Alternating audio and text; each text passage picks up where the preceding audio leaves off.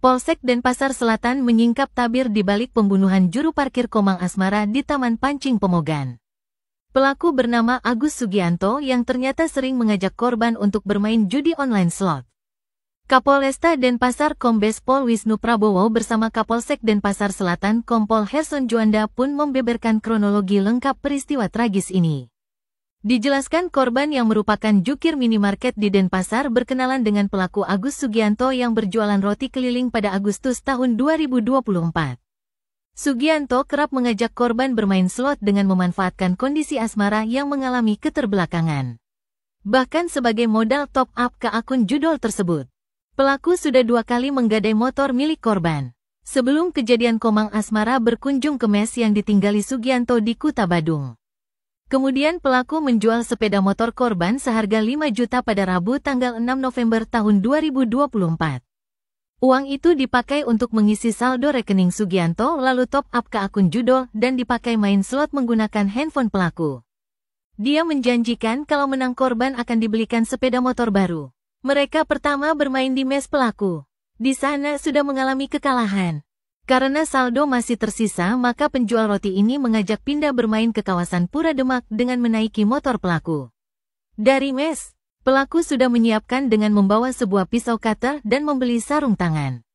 Lantaran tempat itu terlalu gelap, keduanya lantas pindah lagi ke Taman Pancing Timur. Sekitar pukul 20 WITA, Sugianto kembali mengalami kekalahan, sampai-sampai uang dari penjualan motor korban hanya tersisa 500.000. Hal ini membuat Komang Asmara marah dan meminta motornya kembali. Namun Sugianto beralasan bahwa ini adalah permainan judol yang dilakukan bersama.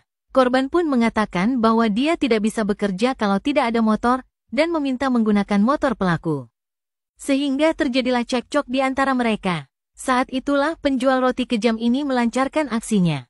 Dia memiting leher korban dari belakang dan mengunci tubuhnya menggunakan kaki.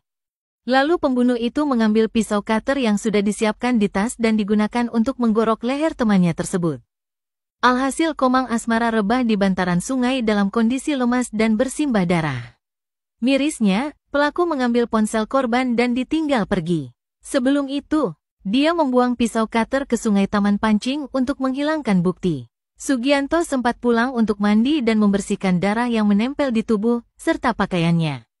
Setelah itu dia ke area parkir tempat korban bekerja dan berpura-pura menanyakan, apakah ada teman-teman di sana yang melihat keberadaan Komang Asmara. Tak sampai di situ, sekitar pukul 10 WITA Sugianto balik lagi ke tempat kejadian perkara untuk menengok Komang Asmara. Tujuannya untuk memastikan apakah korban sudah tewas atau belum.